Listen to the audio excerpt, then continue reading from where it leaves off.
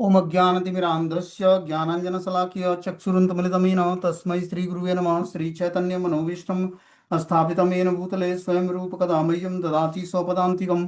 वन्देऽहं श्रीगुरुः श्रीयुतपदकमलं श्रीगुरून् वैष्णवाचं श्रीरूपं साग्रजातं सगणरघुनाथान्वितं तं सजीवं साद्वैतं सावधूतं परिजनसहितं कृष्णचैतन्यदेवं श्री राधा कृष्ण पादान सागण ललिता श्री विशाखान्विताश्च नारायण नित्यानंदम नमस्तुभ्यं प्रेमानंद प्रदायते कलव कलमुष्य नाशाय जानवपतये नमः।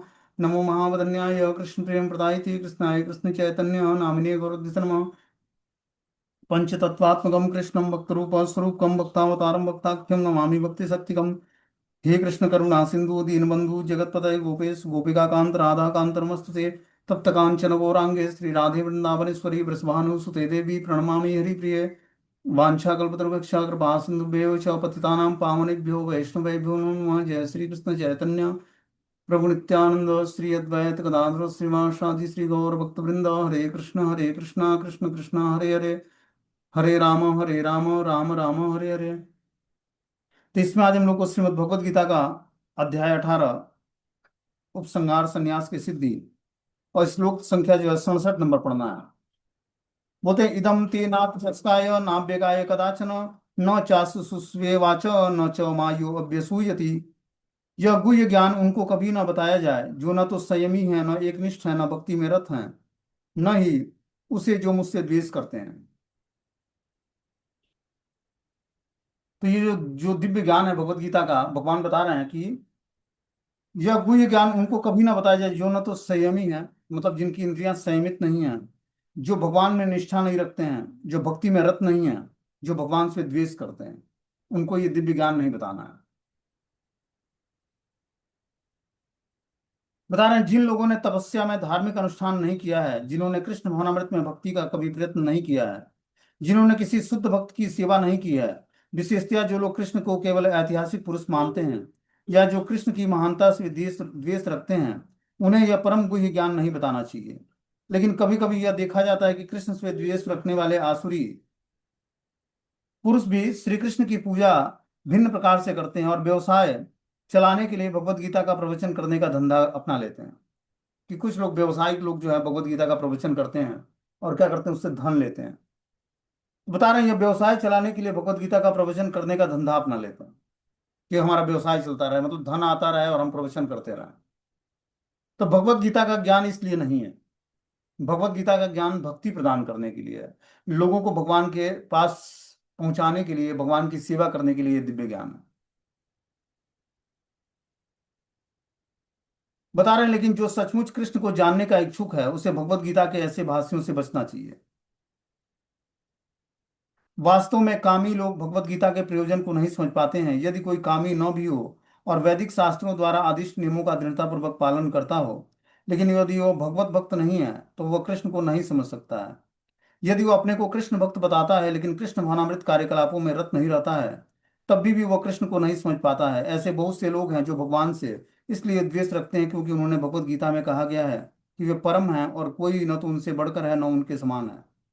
ऐसे बहुत से व्यक्ति हैं जो कृष्ण से द्वेष रखते हैं। ऐसे लोगों को भगवत गीता नहीं सुनना चाहिए क्योंकि वे उसे समझ नहीं पाते हैं। श्रद्धा विहीन लोग भगवत गीता तथा कृष्ण को नहीं समझ पाएंगे। शुद्ध भक्त से कृष्ण को समझे बिना किसी को भगवत गीता की टीका करने का साहस नहीं करना चाहिए। कि भगवत गीता को पढ़कर और समझना और इस पर टीका टिप्पणी करना, जब तक व्यक्ति शुद्ध भक्तों से भगवत गीता को समझता नहीं है तब तक उसको आगे इस पर व्याख्या नहीं करनी चाहिए और न ही धन कमाने के लिए इस ज्ञान का उपयोग करना चाहिए। ये अपराध है। ये भगवत गीता का ज्ञान इसलिए नहीं है कि हम इसको प्रवचन देकर कुछ धन लोगों से स्वीकार करें।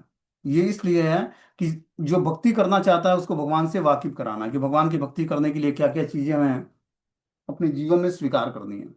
इसलिए भगवत गीता का ज्ञान है कि इस ज्ञान को सीख कर हम ये जान पाए कि कैसे हम अपने जीवन में भक्ति को स्वीकार कर पाएंगे।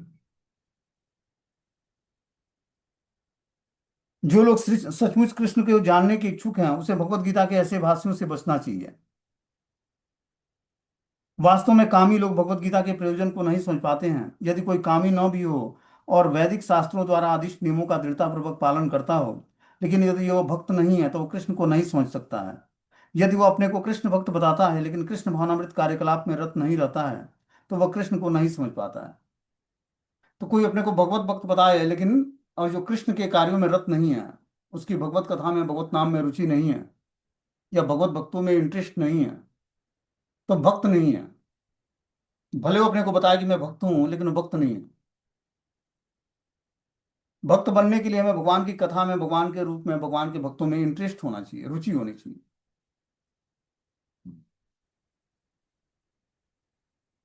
बता रहे हैं कि जो सचमुच कृष्ण को जानने का इच्छुक हो उसे भगवत गीता के ऐसे भाष्यों से बचना चाहिए।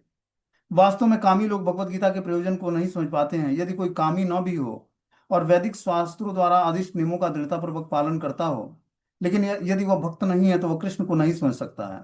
और यदि वह अपने को कृष्ण भक्त बताता है लेकिन कृष्ण भावना भावित कार्यकलापों में रत नहीं रहता है तो वह कृष्ण को नहीं समझ पाएगा।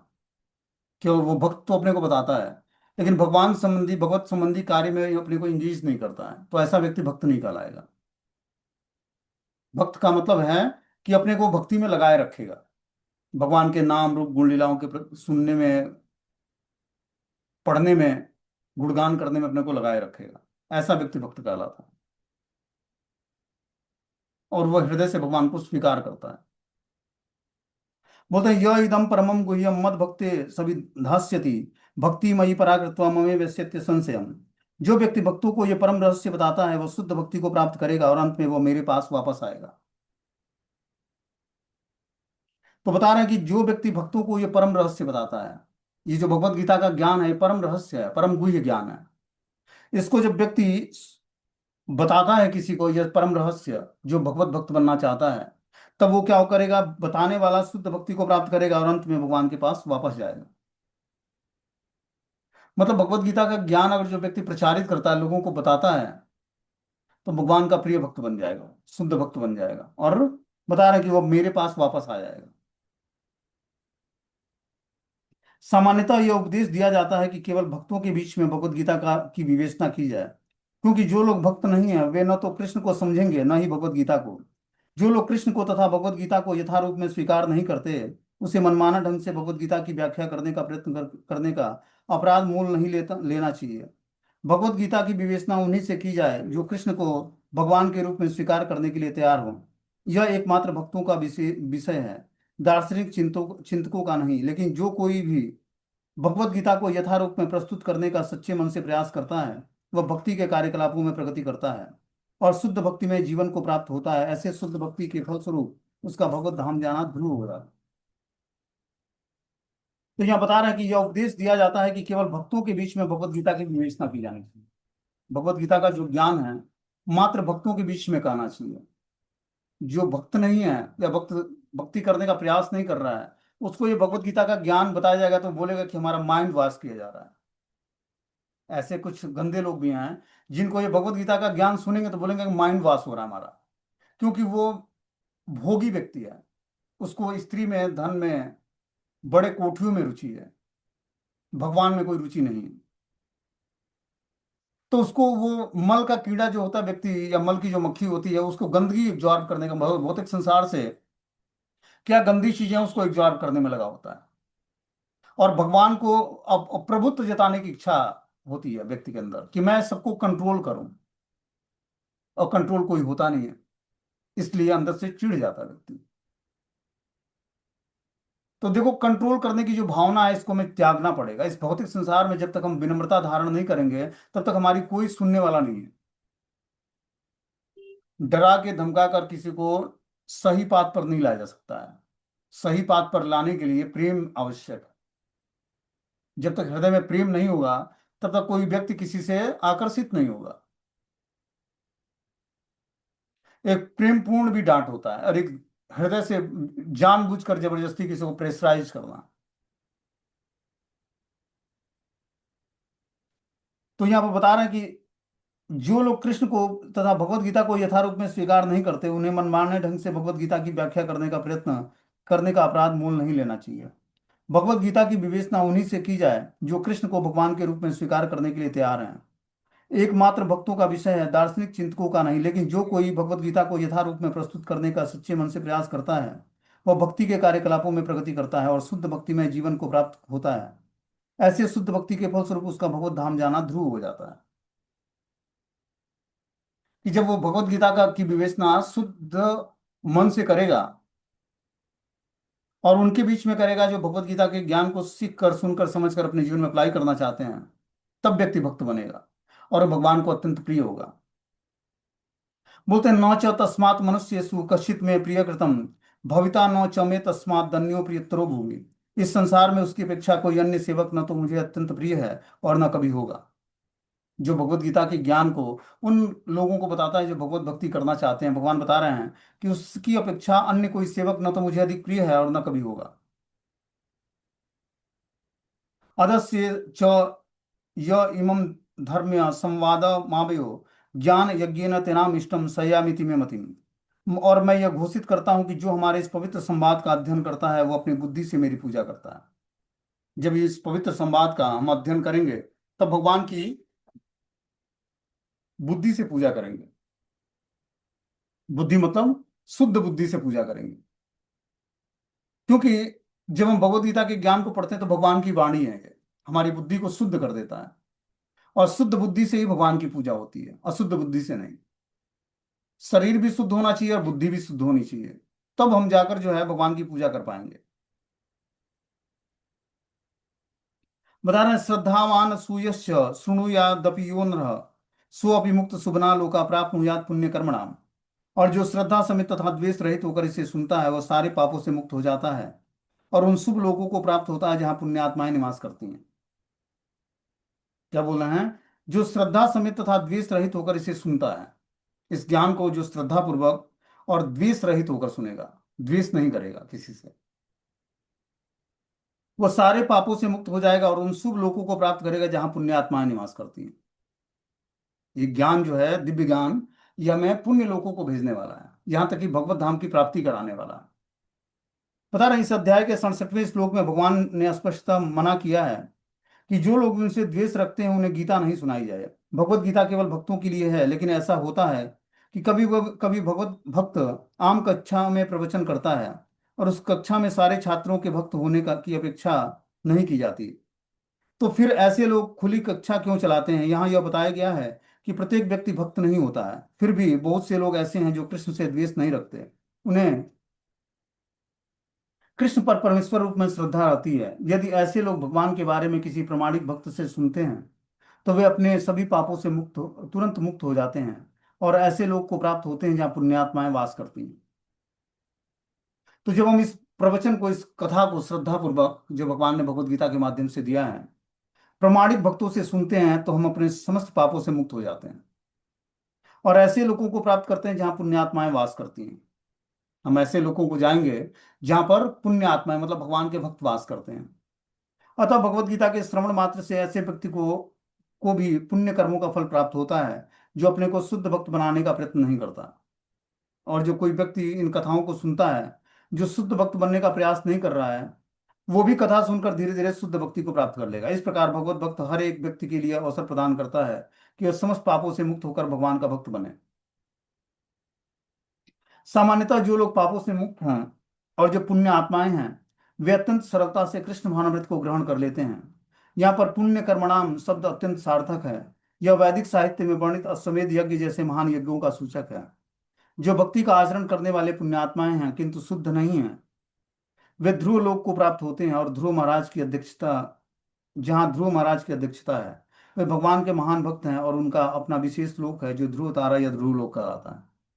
तो बता रहे हैं कि सामान्यतः लोग जो पापों से मुक्त हैं, पुण्य आत्माएं हैं, वे अत्यंत सरलता से कृष्ण भावनामृत को ग्रहण करते हैं। जो सरल व्यक्ति है वही कृष्ण भावनामृत को ग्रहण करता है और पुण्य कर्मणाम शब्द अत्यंत सार्थक है। यह वैदिक साहित्य में वर्णित अश्वमेध यज्ञ जैसे महान यज्ञों का सूचक है। जो भक्ति का आचरण करने वाला पुण्यात्मा है किंतु शुद्ध नहीं हुआ वह ध्रुव लोक को प्राप्त होता है। कि भक्ति करने वाला जो पुण्य आत्मा है लेकिन अभी शुद्ध भक्ति को प्राप्त नहीं है, तो ध्रुव महाराज के लोक को जाता है। वहां पर जो है उसको ध्रुव महाराज के सानिध्य में और ध्रुव महाराज के भक्तों के संग में उसको भक्ति करने का फिर से चांस मिलता है। बता रहा है कि ध्रुव महाराज की अध्यक्षता है, वे भगवान के महान भक्त हैं और उनका अपना विशेष लोक है जो ध्रुव तारा या ध्रुव लोक कहलाता है। उस लोक में जाकर वो ध्रुव महाराज की संगति प्राप्त करता है और वहां पर शुद्ध होकर फिर वहां से भगवान के धाम जाता है। आगे इसमें बता रहे हैं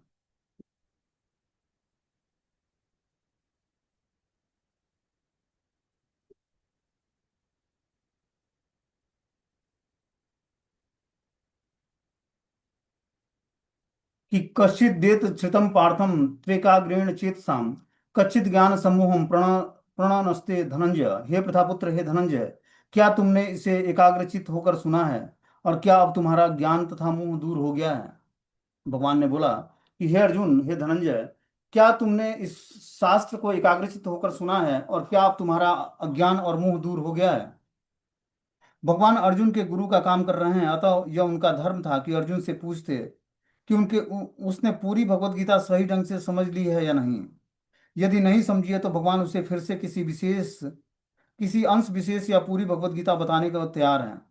वस्तुतः जो भी व्यक्ति कृष्ण जैसे प्रमाणिक गुरु या उनके प्रतिनिधि से भगवत गीता को सुनता है, उसका सारा ज्ञान दूर हो जाता है और भगवत गीता कोई सामान्य ग्रंथ नहीं है जिसे किसी कवि या उपन्यासकार ने नहीं लिखा है। इसे साक्षात भगवान ने कहा है। जो भाग्यशाली व्यक्ति इन उपदेशों को कृष्ण से या उनके प्रमाणिक आध्यात्मिक प्रतिनिधि से सुनता है, वह अवश्य ही मुक्त पुरुष बनकर अज्ञान के अंधकार को पार कर लेता है। तो जब हम बता रहे हैं कि भगवान अर्जुन के गुरु का काम कर रहे हैं, भगवान ने अर्जुन को अपना शिष्य माना और अर्जुन ने भगवान को अपना गुरु के रूप में स्वीकार किया। अतः यह उनका धर्म था कि अर्जुन से पूछते कि उसने पूरी भगवत गीता सही ढंग से समझ ली है या नहीं। यदि नहीं समझिए तो भगवान उसे फिर से किसी अंश विशेष या पूरी भगवत गीता बताने को तैयार है। वस्तुतः जो भी व्यक्ति कृष्ण जैसे प्रमाणिक गुरु या उनके प्रतिनिधि से भगवत गीता को सुनता है, उसका सारा ज्ञान दूर हो जाता है। जब व्यक्ति जो है किसी प्रमाणिक स्रोत से भगवत गीता का ज्ञान सुनता है, तब उसका ज्ञान दूर हो जाता है। बता रहे हैं, भगवत गीता कोई सामान्य ग्रंथ नहीं है जिसे किसी कवि या उपन्यासकार ने नहीं लिखा है। इसे साक्षात भगवान ने कहा है। जो भाग्यशाली व्यक्ति इन उपदेशों को कृष्ण से या उनके किसी प्रमाणिक आध्यात्मिक प्रतिनिधि से सुनता है, वो अवश्य ही मुक्त पुरुष बन जाता है। तो ये भगवत गीता का ज्ञान जो है हमें किसी प्रमाणिक स्रोत से सुनना चाहिए, तब हम जाकर धीरे धीरे जो है मुक्त जीवात्मा बनेंगे और भक्ति को जान पाएंगे और हम अज्ञान के अंधकार को पार कर पाएंगे। भगवत गीता हमारे अज्ञान को नष्ट करता है और ज्ञानमयी एक रास्ता हमें बताता है। ज्ञानमयी रास्ता मतलब भगवान का ज्ञान बताता है कि भगवान तक पहुंचने का रास्ता क्या है, और अज्ञानता हमारा नष्ट करता है।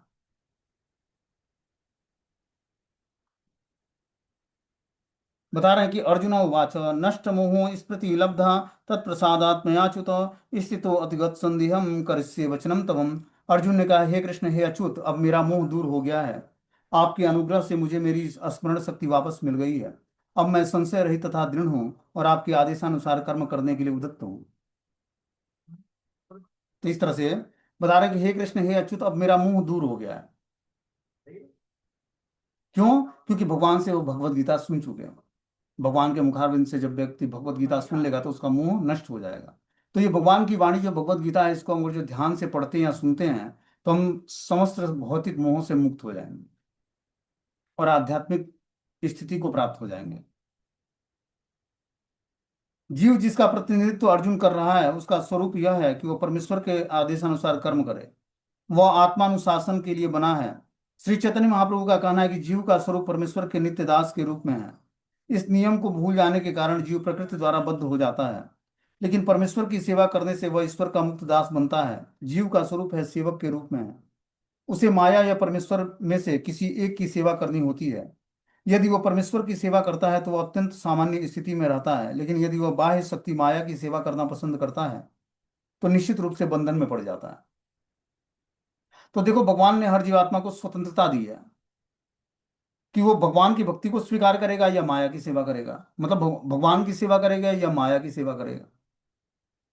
तो स्वतंत्रता का क्या उपयोग हम करते हैं, ये हमारे हाथ में है। और जब हम स्वतंत्रता का उपयोग भगवान को जानने में, भगवान की सेवा के लिए करते हैं, तो धीरे धीरे माया के प्रभाव से छूट जाएंगे। लेकिन अगर जो हम अपनी स्वतंत्रता का उपयोग भगवान की भक्ति में न करके माया की शरण लेने में करते हैं, तो धीरे धीरे और बद्ध अवस्था में चले जाएंगे।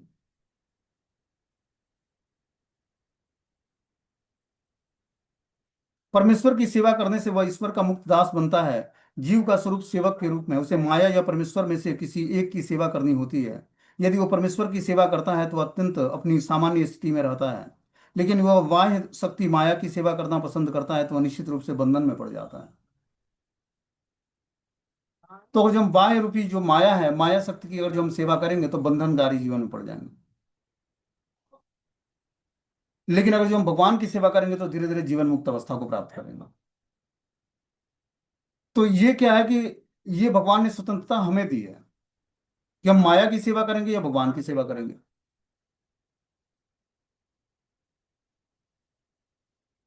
तो माया और भगवान में अंतर क्या है? तो माया का मतलब है इग्नोरेंस, अज्ञानता। जब तक हम भगवान से जुड़ते नहीं तब तक हम अज्ञानता में रहते हैं और अज्ञानता में हम सेवा करते हैं। लेकिन जब हम भगवान की सेवा में जुड़ते हैं तो हमें आध्यात्मिक ज्ञान भगवान की कृपा से प्राप्त होता है। भगवान के भक्तों की कृपा से हमें आध्यात्मिक ज्ञान प्राप्त होता है, और आध्यात्मिक ज्ञान के सुनकर सीख कर समझ कर हम धीरे धीरे जो है भगवान की सेवा में अपने को इंगेज कर पाते हैं। और भगवान की सेवा करके धीरे धीरे जीवन मुक्त अवस्था को प्राप्त करते हैं। जीवन मुक्त अवस्था मतलब पाप कर्मों से निवृत्त हो जाते हैं। बता रहे हैं जीव का स्वरूप सेवक के रूप में है, उसे माया या परमेश्वर में से किसी एक की सेवा करनी होती है।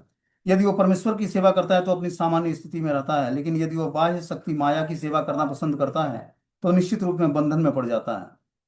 इस भौतिक जगत में जीव मोह व सेवा कर रहा है। वह काम तथा इच्छाओं से बंधा हुआ है, फिर भी वो अपने को जगत का स्वामी मानता है। यही मोह कहलाता है। कि जब व्यक्ति माया की सेवा करता है तो प्रभुत्व जताना चाहता है, कंट्रोल करना चाहता है सबको। समझ रहे बात को? कि मैं इस घर का स्वामी हूं, मैं कंट्रोलर हूं, और सब जीवात्माओं को कंट्रोल करना चाहता है।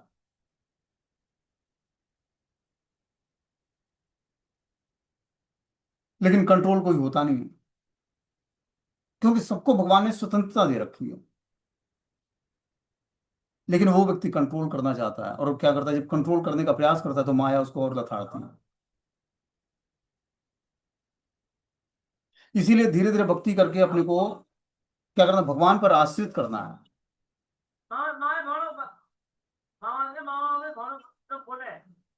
बोला इस भौतिक जगत में जीव मुंह बस सेवा कर रहा है, वो काम तथा इच्छाओं से बंधा हुआ है, फिर भी वो अपने को जगत का स्वामी मानता है। यही मोह कहलाता है। मुक्त होने पर पुरुष का मोह दूर हो जाता है और उस स्वेच्छा से भगवान की इच्छा अनुसार कर्म करने के लिए परमेश्वर की शरण ग्रहण करता है। जीव को फांसने का माया का अंतिम पास यह धारणा है कि वह ईश्वर है। जीव सोचता है कि अब वो बद्ध जीव नहीं रहा, वह तो ईश्वर है। वह इतना मूर्ख होता है कि वह यह नहीं सोच पाता कि वह ईश्वर होता तो इतना संशयग्रस्त क्यों रहता। वह इस पर विचार नहीं करता, इसलिए यदि वह माया का अंतिम पास होता है। वस्तुतः माया से मुक्त होना भगवान श्री कृष्ण को समझना है और उनके आदेशानुसार कर्म करने के लिए सहमत होना है। तो माया से मुक्त होने के लिए हमें क्या करना पड़ेगा? भगवान के आदेशानुसार कर्म करने के लिए सहमत होना पड़ेगा।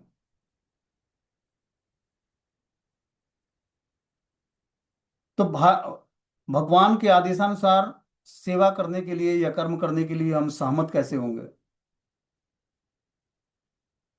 जब हमारे अंदर भगवान के प्रति प्रेम जागृत होगा। जैसे मान लो कि कोई किसी का कहना क्यों मानता है, दबाव में आकर मानता है या प्रेम पूर्वक मानता है? तो दबाव में आकर जब वो मानता है तो जब उसको स्वतंत्रता थोड़ी सी मिलती है तो भाग जाता है वो। लेकिन जब कोई प्रेम पूर्वक सेवा कराता है, ठीक है ना, तो प्रेम पूर्वक जब वो सेवा कराता है तो प्रेम पूर्वक वो बहुत सारी सेवा कर देता है, फिर भी उससे उसका प्रेम कम नहीं होता है।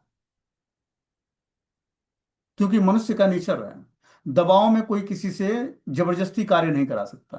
हर व्यक्ति स्वतंत्र है इस भौतिक संसार में। समझ रहे बात को? और स्वतंत्रता का सही उपयोग है कि भगवान की भक्ति में जुड़ना, न कि दूसरे पर प्रभुत्व जताने की इच्छा रखना, या दूसरे को परेशान करना, या दूसरे को मेंटली हरासमेंट देना। ये स्वतंत्रता नहीं है। ये स्वतंत्रता का अपने गलत उपयोग है। या स्वामित्व की भावना रखना कि मैं स्वामी हूं, बाकी लोग सेवक हैं। ये क्या है? ये मेंटालिटी जो है भौतिकतावादी मेंटालिटी है। ये आसुरी मानसिकता है। इसी मानसिकता से छुटकारा प्राप्त करना है। बता रहा है, मुक्त होने पर पुरुष का मोह दूर हो जाता है और स्वेच्छा से भगवान की इच्छा अनुसार कर्म करने के लिए परमेश्वर की शरण ग्रहण करता है। जीव को फांसने का माया का अंतिम पास यह धारणा है कि वह ईश्वर है। जीव सोचता है कि अब वह बद्ध जीव नहीं रहा, वह तो ईश्वर है। वह इतना मूर्ख होता है कि वह यह नहीं सोच पाता है कि वह ईश्वर होता तो इतना संशयग्रस्त क्यों रहता। वह इस पर विचार नहीं करता, इसलिए यदि यही माया का अंतिम पास है। वस्तुतः माया से मुक्त होना भगवान श्री कृष्ण को समझना है और उनके आदेशानुसार कर्म करने के लिए सहमत होना है। इस श्लोक में मोह शब्द अत्यंत महत्वपूर्ण है। मोह ज्ञान का विरोधी होता है। वास्तविक ज्ञान तो यह समझना है कि प्रत्येक जीव भगवान का शाश्वत सेवक है। लेकिन जीव अपने को इस स्थिति में न समझ कर सोचता है कि वह सेवक नहीं है, अपितु वह इस जगत का स्वामी है, क्योंकि वह प्रकृति पर प्रभुत्व जताना चाहता है। यह मोह भगवत कृपा से या शुद्ध भक्त की कृपा से जीता जा सकता है। इस मोह के दूर होने पर मनुष्य कृष्ण भावनामृत में कर्म करने के लिए राजी हो जाता है। कृष्ण के आदेशानुसार कर्म करना कृष्ण भावनामृत है। बद्ध जीव माया द्वारा मोहित होने के कारण वह यह नहीं जानता कि परमेश्वर स्वामी है, जो ज्ञानमय है और सर्वशक्तिमत संपन्न है। वे अपने भक्तों को जो चाहे दे सकते हैं। वे सबके मित्र हैं और भक्तों पर विशेष कृपालु हैं। वे प्रकृति तथा समस्त जीवों के अधीक्षक हैं। वे अक्षय काल के नियंत्रक हैं और समस्त और ऐश्वर्य और शक्तियों से पूर्ण हैं। भगवान भक्त को आत्मसमर्पण भी कर सकते हैं। जो उन्हें नहीं जानता वह मोह के वश में होता है। वह भक्त नहीं बल्कि माया का सेवक बन जाता है। लेकिन अर्जुन भगवान से भगवत गीता सुनकर समस्त मोह से मुक्त हो गया है। वह यह समझ गया है कि कृष्ण केवल उनके मित्र ही नहीं अपितु स्वयं पूर्ण पुरुषोत्तम भगवान है। वह कृष्ण को वास्तव में समझ गया। अतएव भगवत गीता का पाठ करने का अर्थ है कि कृष्ण को वास्तविक रूप में समझ जाना। जब व्यक्ति को पूर्ण ज्ञान होता है तो वह स्वभावतः कृष्ण को आत्मसमर्पण करता है। अब जब अर्जुन समझ गया कि यह जो जनसंख्या की अनावश्यक वृद्धि को कम करने के लिए कृष्ण की योजना थी, जो उनके कृष्ण की इच्छानुसार युद्ध करना स्वीकार कर लिया, उसने पुनः भगवान के आदेशानुसार युद्ध करने के लिए अपना धनुष बाण ग्रहण कर लिया। तो इतना भगवान ने जब ज्ञान दिया तब अर्जुन ने क्या किया। अब अर्जुन ने अपना गांडीव धारण किया और भगवान ने के आदेश का पालन करने के लिए तैयार हुआ। ये है, भगवान ने मुंह पहले अर्जुन के अंदर क्या किया, क्रिएट किया कि अर्जुन मोहग्रस्त होगा तब जाकर जो है मैं उसको भगवत गीता का ज्ञान प्रदान करूंगा और तब वो युद्ध के लिए लड़ना तैयार होगा। इस भौतिक संसार में हर व्यक्ति जो है अपने पारिवारिक झंझटों में पड़कर भगवान से विमुख है या भगवान के अस्तित्व को स्वीकार नहीं करता, इसीलिए वो क्या करता है, माया के अस्तित्व को स्वीकार करता है और पारिवारिक झंझटों में पड़ा रहता है। लेकिन अगर जो हमें पारिवारिक झंझटों से छूट कर और भगवान की भक्ति को स्वीकार करना, भगवान को जानना है, तो क्या करना पड़ेगा, भगवत गीता के ज्ञान को स्वीकार करना पड़ेगा। जब हम भगवत गीता के ज्ञान को स्वीकार करेंगे तब जाकर धीरे धीरे हम जो है अपने वास्तविक स्वरूप में स्थिर हो पाएंगे और माया के प्रभाव से छूट पाएंगे। इसके लिए हमें क्या करना पड़ेगा, भगवान के शुद्ध भक्तों की शरण ग्रहण करनी पड़ेगी। उनसे पूछना चाहिए कि हमें क्या करना चाहिए जिससे हम धीरे धीरे भौतिक संसार से निवृत्त हो सकें, मतलब यहां से छुटकारा प्राप्त कर सकें। इस भौतिक संसार में भक्ति करना इतना आसान नहीं है जितना हम आसान सोचते हैं कि परिवार का पालन पोषण करते करते समय, धन कमाते समय अपनी चेतना को भगवान में स्थिर करें। ये सुनना तो आसान है लेकिन इसको करना बड़ा मुश्किल कार्य है। जैसे क्लास में 45 मिनट 1 घंटे हम लोग सुनते हैं तो अच्छा लगता होगा, लेकिन जैसे क्लास के ओवर होते ही फिर से वो क्या होता है, वो सिचुएशंस हमें ऐसे ग्रस्त कर लेता है कि व्यक्ति सोचने के लिए मजबूर हो जाता है कि सिचुएशंस में हमें क्या करना है, कैसे हम भगवान को याद रख सकें 24 घंटे, कैसे हम भगवान का भजन कर सकें, कैसे भगवान की दिव्य कथाओं को सुन सकें, कैसे भगवान की कथाओं को पढ़ सकें। क्योंकि जो प्रकृति के 3 गुण है ये हम पे हावी हो जाते हैं। जब तक हम दिव्य कथाओं को सुनते हैं तब तक हमें अपने मुक्तता का अनुभव होता है। लेकिन जैसे ही कथाओं से हमारा मतलब कथाओं को सुनना हम बंद कर देते हैं, वैसे ही 3 गुण हम पर हावी हो जाते हैं। और 3 गुणों के हावी होने से क्या होता है, हम उसी तरह की एक्टिविटी करने लगते हैं जिन गुणों की प्रधानता हो जाती है और हम इग्नोरेंस में चले जाते हैं, अज्ञानता में चले जाते हैं।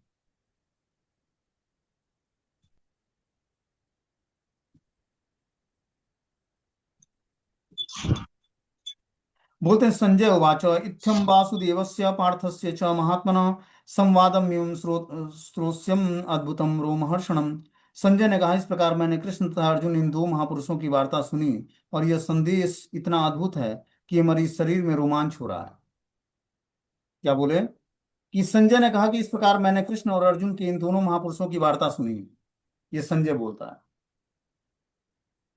कि मैंने भगवान के और अर्जुन के बीच में जो हुआ संवाद है उसको मैंने ध्यानपूर्वक सुना है, और वह संदेश इतना दिव्य था कि मेरे शरीर में रोमांच हुआ है।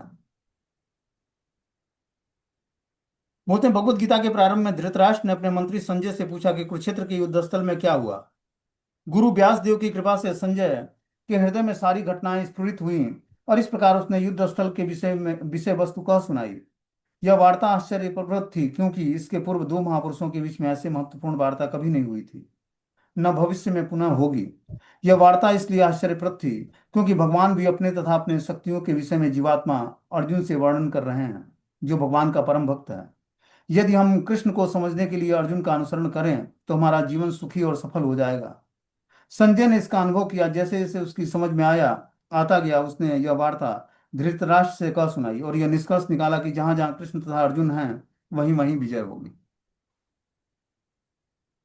तो संजय को भगवान अपने गुरु व्यास देव की कृपा से ऐसी शक्ति प्राप्त थी कि वो कुरुक्षेत्र के युद्ध स्थल का वर्णन हस्तिनापुर में बैठे बैठे कर रहा था। बता रहे हैं कि भगवत गीता के प्रारंभ में धृतराष्ट्र ने अपने मंत्री संजय से पूछा कि कुरुक्षेत्र के युद्ध स्थल में क्या हुआ। गुरु व्यास देव की कृपा से संजय के हृदय में सारी घटना स्फुरित हुई। इस प्रकार उसने युद्ध स्थल की विषय वस्तु कह सुनाई। युद्ध स्थल में क्या क्या चल रहा है। यह वार्ता आश्चर्यप्रद थी, क्योंकि इसके पूर्व दो महापुरुषों के बीच ऐसी महत्वपूर्ण वार्ता कभी नहीं हुई थी और न भविष्य में पुनः होगी। यह वार्ता इसलिए आश्चर्यप्रद है क्योंकि भगवान भी अपने तथा अपने शक्तियों के विषय में जीवात्मा अर्जुन से वर्णन कर रहे हैं, और परम भगवत भक्त था। तो बता रहे हैं कि यह वार्ता इतनी आश्चर्यप्रद थी क्योंकि भगवान भी अपने तथा अपनी शक्तियों के विषय में जीवात्मा अर्जुन से वर्णन कर रहे हैं, जो परम परम भगवत भक्त है। यदि हम कृष्ण को समझने के लिए अर्जुन का अनुसरण करें तो हमारा जीवन सुखी और सफल हो जाएगा। संजय ने इसका अनुभव किया, और जैसे इसकी उसकी समझ में आया, उसने यह वार्ता धृतराष्ट्र से कह सुनाई। अब यह निष्कर्ष निकलता है कि जहां जहां कृष्ण और अर्जुन हैं वहीं वहीं पर विजय होगी।